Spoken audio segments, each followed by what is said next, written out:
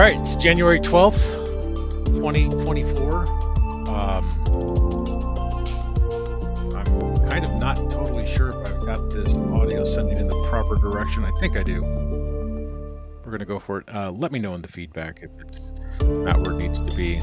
But I'm running solo today. So I'm in the captain's chair that I've been letting Brian run.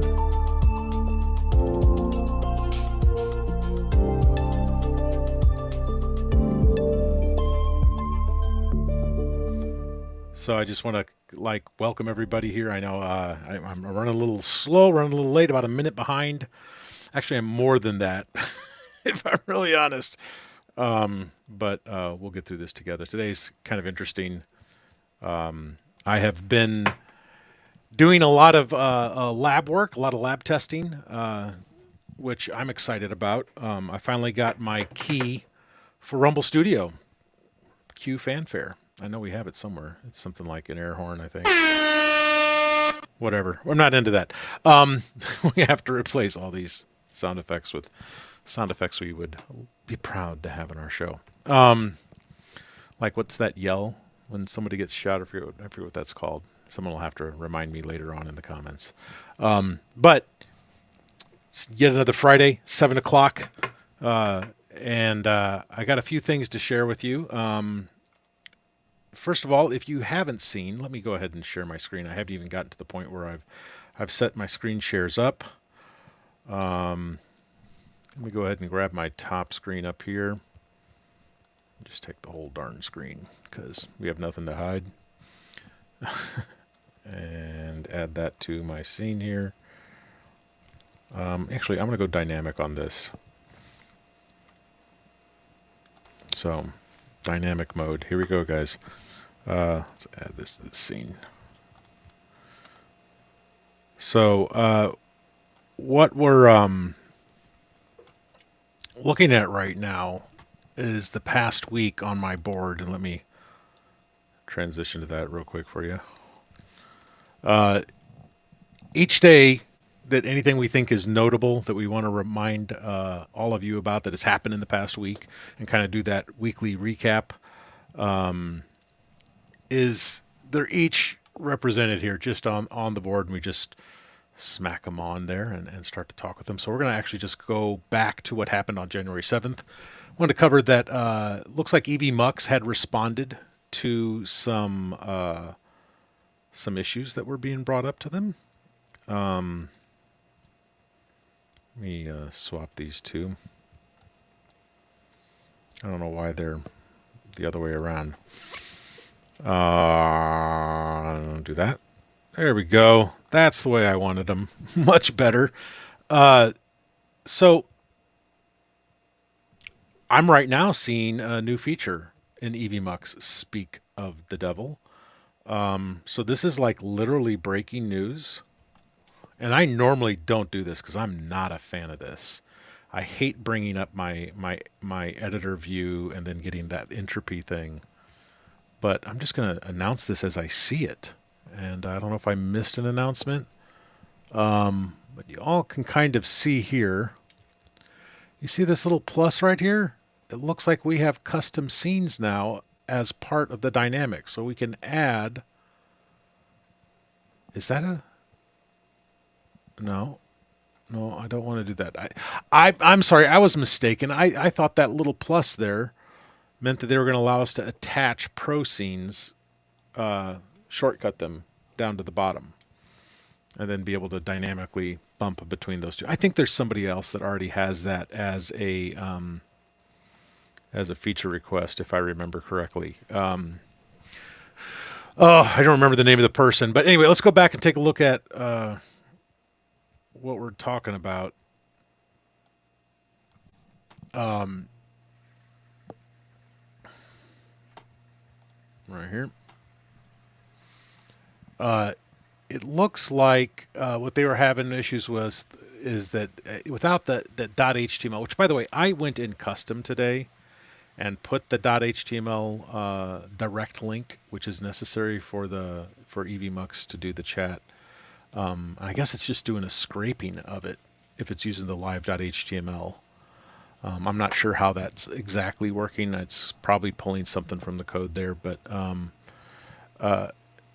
putting the default static live does not work. It does not resolve correctly inside of EVMux.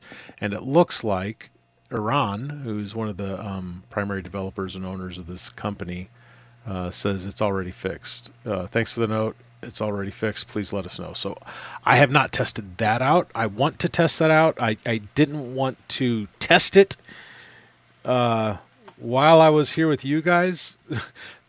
This is not a test environment. I need to probably take it out of the studio. My studio mode is messing me up right now. But I am going to have that. That's going to be the next round of tests in the lab that I run here on our channel, and they all will get sorted as well. But we want to see EVMux have full native Rumble support. They're really the first out front to really hit that. I don't know if I see that in StreamYard. I haven't gotten into the Streamlabs OBS integrations. That's coming next week. We're purchasing new accounts so that we can start doing testing on all those. And that's just one of the ones I haven't dropped the money for a professional account on yet, but that's coming this week. So we'll have a little more fair look at all the streaming or software as a service options there comparatively on their Rumble support. It's something I do want to take some time to focus on. But expect that to show up in the lab videos. So going back to our board, it was on January, I think it was, why do I say, I got a reply email to my studio that I had put out on December 21st about wanting to be on the beta list, and we got beta access on that list, I believe, on January 9th. I got that email received. So that became its own video that I recorded last night. It took me a little too long, I think, to do everything that I had wanted to do. It was an entire, I think, entirely too long. It was 5 hours. But there's an hour of me, hour and a half at the beginning. You can just cut right through. It's just me doing some setup. But yeah, 4 hours of really just kind of recording my thoughts. And I did have a list of those thoughts. I wanted to kind of go over them real quick with you. So in my list, I had put down some first impressions. One, I was kind of confused by the lack of detection of actual active live streams. I had a live stream running when I was running it, and I wanted this, and I opened up the studio interface under the correct login, and there's the, I think it says create a live stream, but it shows all your past live streams below. And I figure if you're streaming from another location, there needs to be an indicator. And I was confused by that. Here I am logging into studio, and there's a live stream happening, and there's no interaction. I don't know if I pop in on that same key, if it would disrupt that stream, which opened up a whole other can of questions that we'll also be putting, that's currently on the lab bench to test out and get conclusive answers on, is what happens when you actually start a stream, not just on Rumble, but on YouTube and on X and all these others, with the exact key from two different platforms. What is the reaction? I don't know. That's never been tested. I don't know anybody doing that testing. So we're going to do that testing and get that results back to you and actually have a bit of an edited report that this is what happens on this platform when this happens. And if it ever changes, we'll update that report. But comparatively, looking at all of the recipient streaming services, we want to understand kind of like how stable is that? Would it throw an error on the broadcaster end, or does that new stream come in, automatically boot whoever's there, and does that become a security risk if you're sharing those keys with multiple producers? Or that type of scenario. I've had experiences in the past where people say, such and such had the key, and then they started their stream and it booted them, and feelings were hurt. We'll leave it at that. So I thought it was odd that I didn't see the live stream. That was my first note. I also noticed that that when you go in, it goes through this onboarding process and it shows all these platforms, which gives the impression that we have support for all platforms. Well, yes, support for all the platforms. But what if three of your platforms are all three YouTube platforms, not one YouTube, one Facebook, one Twitch, one X. I almost said Twitter there. What if you have two YouTube channels and two X channels? Well, I found out you get kind of stuck. You really can do one per platform. So that's something that I think that they need to address. That was my second note. Third note I had is about improving like the separation of modal screens when they would come up. Modal screens would pop up on the interface. I could probably, I wish I had prepared screenshots, but I invite you to go and check that out. I actually have a QR code for it that I can show you in a bit, but I'm just finished reading off my list. But there was really some issues with the modal windows in that the modal window is like a pop-up window on the interface, but there was no frame line, and they're going super clean and super smooth. And I want to express right now, I don't know whose ears inside Rumble this needs to fall on. I love the design direction that it's all going. I love the font, the rounded, the simplified version of the Rumble brand. I like the branding direction that it's all going, and that's just from one brand guy to another. Thumbs up from me. But it can almost go too clean to where you lose some functionality. I feel like the modal windows don't have enough separation from their background. I don't know if the background should tint, if they want to continue to do that. Should it darken? Should it blur? Should it just get 1 pixel line of some sort so that I know? Because right now, the edges of those darker modal windows blend into fields. And it just, if you know what I'm talking about, you know what I'm talking about. But that's just a note for the UX or the UI. I found that a lot of times things weren't super obvious. Another thing that wasn't obvious, and this is one of the bottom notes, is I had issues with screen real estate. I'm running I consider currently in 2024, as opposed to when I started in web development in like the 90s, that I think the standard 1080p screen is the target view because of the entertainment industry's spec on high definition screens, right? So a 1080p is kind of like the new developer default. Most computer monitors are going to try and hit that aspect ratio. If you're under or over that aspect ratio, you're trying to do something special, and it doesn't matter. The majority of laptops, iPads, phones, everything is a 16:9 ratio. Okay, so just get that out of the way. In a standard 16:9 default setting Brave browser with the start menu as it is on Windows 10, and this is the only platform I've tested. Eventually, my test will be multi-platform. That is being built out. Currently, we're going to be putting in another section to the laboratory with an actual workbench where we're going to go through everything with every different mobile phone device, every single different type of screen, at least the right averages. We need an Android device, we need an Android tablet, we need an Android or we need like an Android TV, right? We have to have all of those interfaces on that operating system. Same thing with iOS, Apple TV, iPads, right? And then computers in general, we're going to test Linux, Windows, and the Mac OS, but 16:9 ratios for those screens are going to be the commonplace and will be. So in the default browser on Windows 10, on our singular test that I ran last night, I had to scroll up and down to see my inputs and my scene selections. And that's just bad usage of real estate. Big gripe from me. That's something that could very easily and very immediately be improved. One thing that I think that has to happen.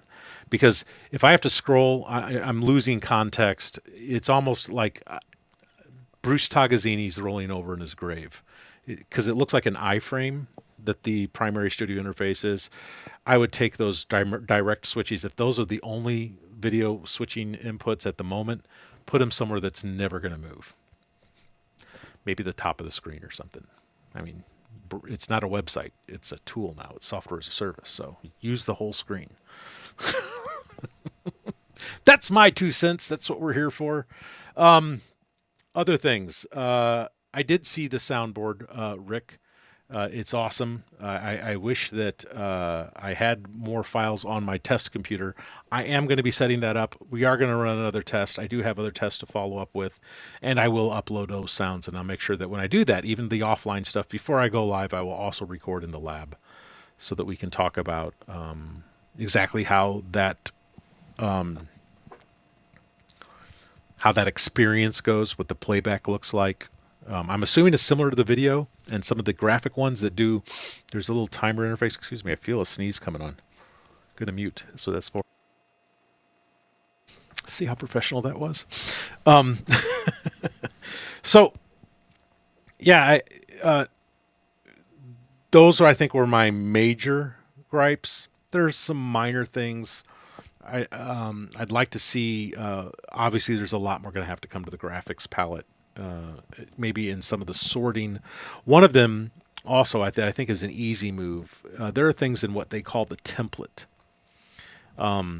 which, by the way, I think I'm going to take this review here, and I'll cut this piece out. I'm going to take this review and leave it as an audio bed, and I will use that with the actual graphics demonstrator I'm talking about. And I'll have a short review of what we discovered since I'm recapping that. So expect that video to come probably mid-afternoon tomorrow, unless I had an editor who wanted to jump in and help me throw that together soon. But there was this. There definitely was a feeling in this like modal in the not in the modal. I'm sorry, in the iframe, where there's some really basic UI things. Those are heavy. Those weigh heavy on my heart when I use the app. I realize it's burgeoning software, and I want to make sure that this goes out. I applaud what the team at Rumble is doing. I applaud what they're doing. I recognized, and it's like I forgot that I had installed Called-In, by the way, on my iOS device, but I got no indicator that it was a videos tool. And there are video elements to it. I'm probably going to end up creating a call-in account and really exploring what tools that they are modifying into this new tool. Because that's really what's happening. A company was purchased that was already on its way to making this stuff a reality. Already had a lot of these widgets and gears in existence. I cannot take that call right now. It's not someone related to the news at the moment. So, there's definitely. Sorry, that kind of broke my concentration. There's definitely things that are priority in my mind that I think that should be addressed, like UI UX gaffes that are simple. The other one is inside of the. This is me getting back to my story here. Inside of the template section, if you know, if you've been in the interface, but there's a section where there's a lot of toggle switches, and toggle switches get in a UI standard means that once you hit this, it happens right now. Like a toggle is a toggle. It's not an option that you check off of a list and then hit save at the bottom. But all of those toggles aren't actually toggles. You have to hit save at the bottom. And those toggles turn on and off features that I feel that they could be unburied and brought to the top of that interface. Turning on the chat on the right shouldn't be 6 clicks away. Turning on anything in that section where you turned off the chat, I think it was I'm trying to remember what all those toggles were off the top of my head. We could probably pull it up and look. But they should have been moved out of that section and brought up. I mentioned that. But then there's a lot of minor things. Lack of font control on the little piece of text. You can open up text. Placement, obviously, left, middle, right, and top, middle, bottom is not. I mean, pixel positioning would definitely be a plus. Better foreground, background color, font control. I know those are coming. These are the frameworks. This is the spine that the bones and the muscles and everything really have to come out. And the fact that you have to iteratively release this stuff, I'm empathetic to. This is our version 1. This is our beta. This is not even a version 1. So pretty good for a beta. Is it better than StreamYard? No, it's not better than StreamYard. Is it better than EVMux? Definitely not. Could it be? Well, it's starting from its own position. Since they bought the company that has that code, I would love to have the conversations with Axel. You're welcome to come on sometime, anytime, actually. I would love to have the discussions with you about how development is going, moving into that company. But in general, this is an acquired company. There's already existing code base. There's already a trajectory that I'm sure that the developers are on. It's a pretty good first foray out there, and they're not rewrapping somebody else's product. They bought that company and they're incorporating it directly into their product line, and I'm sure with a lot of improvements. I noticed one of the things that I think Rick was talking about. Maybe it's not in the version that we have access to that they're giving us right now, but I looked for it diligently and didn't see it, which was the media library being an access, always at access to you. And I thought maybe I misinterpreted it. I thought that was anything that we have ever streamed that's in our library. That now that could be amazing. And I'm gonna give you a freebie on that one, Rick. Anything that you bookmark should also be available for direct playback, where you could mark in points and out points. So there's no need to download, there's no need to clip, there's no need to break copyrights. If it's on the platform, they should be able to pick the in and out points of anything on your system and queue them up in the shuttle. Play clip 1, play clip 16, play clip 5. So that one's for free. They're all from free. They take my blood, sweat, and tears. Nothing's for free. Yeah, I think that was about it. What I do, there is a to-do list, and I know this is kind of taking up half of the show to talk about this one thing, but it's a big deal to get to test it, and it's still fresh in my head. Ask me this again next Wednesday, and if I don't have it written down, we're all out of luck. So that's why we're doing this. I plan to test multiple users. I'm really not going to get a feel for what Rumble Studio functions like at its beta state so that I can even applaud their next steps until I can get maybe 3 or 4 users in a stream with me. So Pudge, Aegis, all of you guys, let's plan to do some testing together. Rick, join in with me, man. I also am going to do some of the sound tests. I want to see how they spin up and spin down. And I'm going to test seeing how far I can push a show with Rumble Studio. I want to see if I can make my best show within the boundaries, within the current limitations, and I'm temporarily current limitations.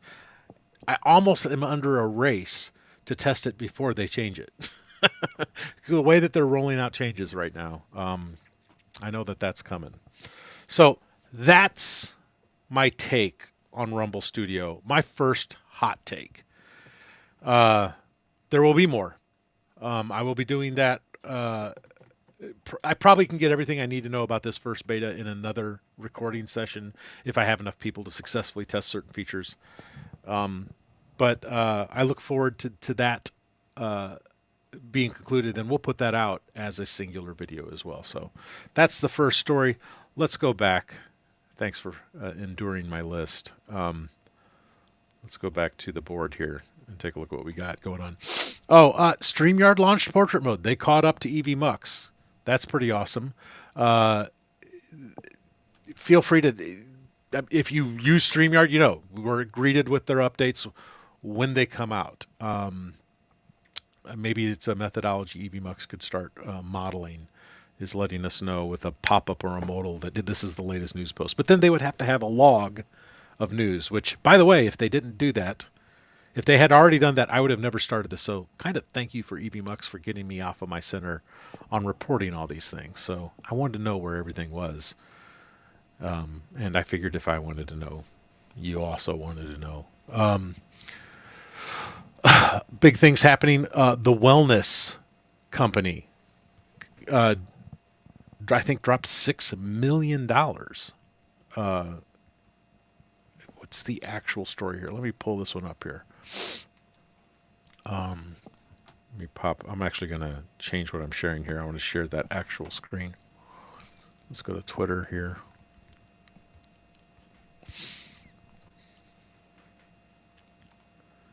It's coming. There we are.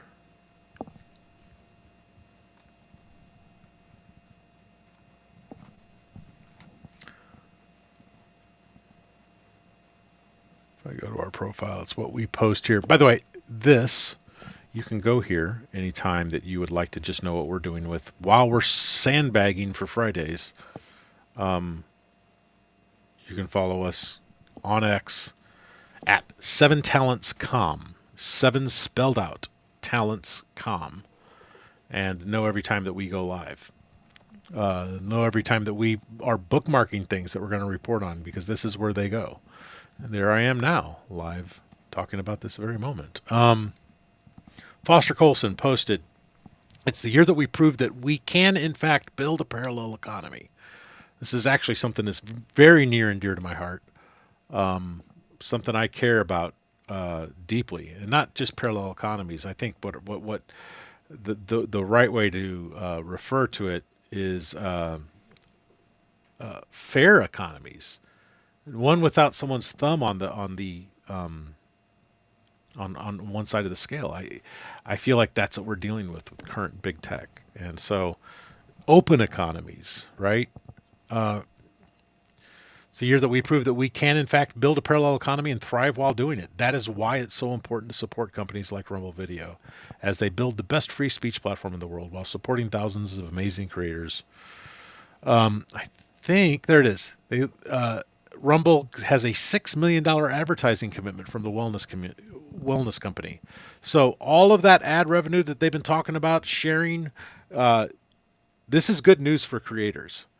We are going to start seeing stability in this parallel economy. The more that companies start taking and dedicating budget to advertising on freedom of speech platforms, as opposed to, I mean, what are they spending with YouTube? Are they spending the same with YouTube? That's not part of the story. I don't know that number. My assumption, and it's assumption, someone please correct me if I'm wrong, is that that's probably their budget. With Rumble, that's an all-in. I like that, but that's not going to be how everybody does it. Coca-Cola, I mean, anybody else that complained, Netflix. Let's go back to all of the. Do you want to advertise where the eyeballs are? Well, they're going to start relegating budget to advertising, and I don't know. Maybe they already have started doing ad buys with Rumble. But it's cool to see companies like that go all in and make announcements like that. We like having that kind of support. Obviously, it's a good thing. Again,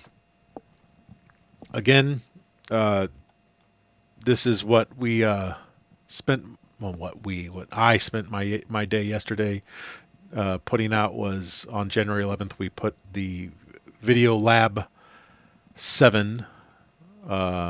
And streamed my first excursion into the studio. So if you want to see that whole thing unedited and you want to wade through it, you're welcome to.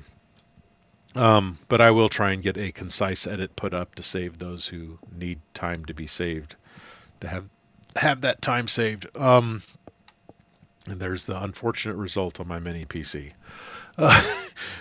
You can grab those links if you like later. I will put them in the comments. And then I guess there was, I don't know if that's an official thing, but Rumble said that they were willing to welcome MyPillow. Now, mind you, when I read this, I think the way that anyone else would read this.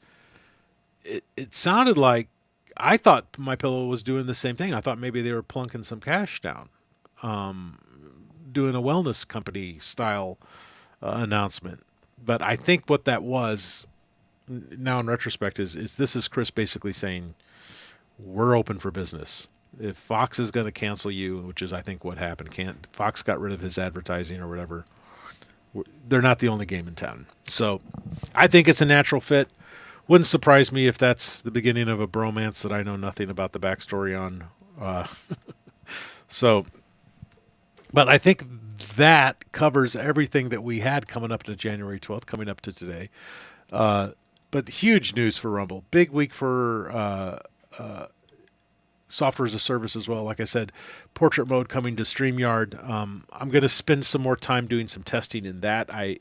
As we make that content and as we have more commentary on those things from our experiences, you'll see that popping up in the labs videos, which the lab videos are going to be the videos that end up getting cut into our short form content and our educational content. So it's just kind of like taking advantage of the recording tools for our stream of thought, for my stream of thought, and my stream of thought. And there's other people that I'm working with that will hopefully adopt these same methods. And when multiple people all start doing this same thing, we're going to be just hopefully cranking a bunch of content about what's happening in this industry directly into your inbox where it matters, if it's stuff that you're actually using on a daily basis. So that's the news. I have not checked to see if there's anything before that we should be covering.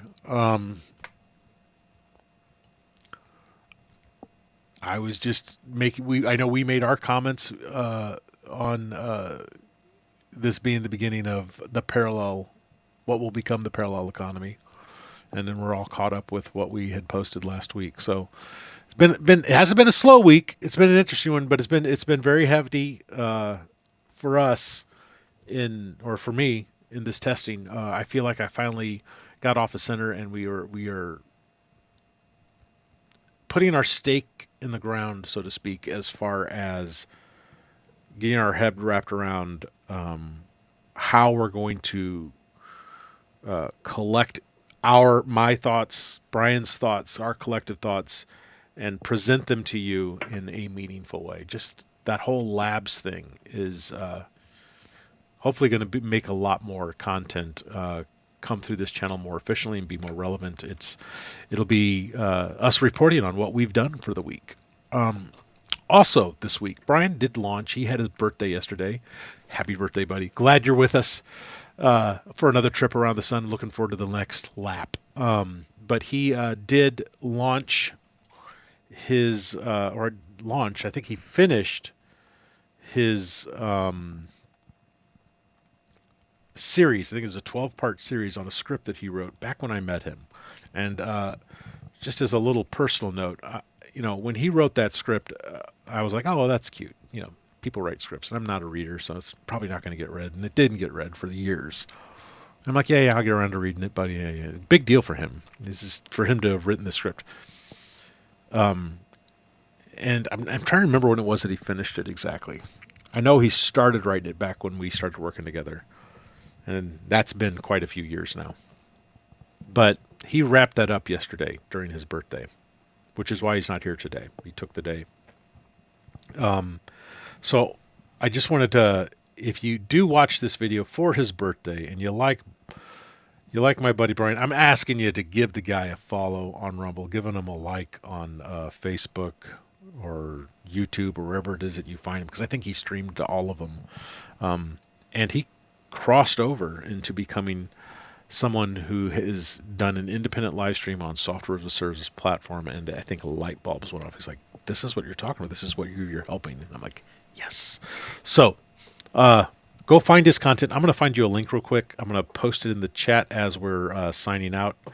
I'll actually scroll along the bottom, but I think I am done here. I'm going to let the music kind of play me out as I find those links and put them up in the banners and close out this episode. Thanks for joining me this Friday, and we'll see you on the next Friday. That's a terrible closer. I'm trying to come up with a closer. Write one in the comments. Give me a suggestion. I'll be thrilled. Thanks, guys.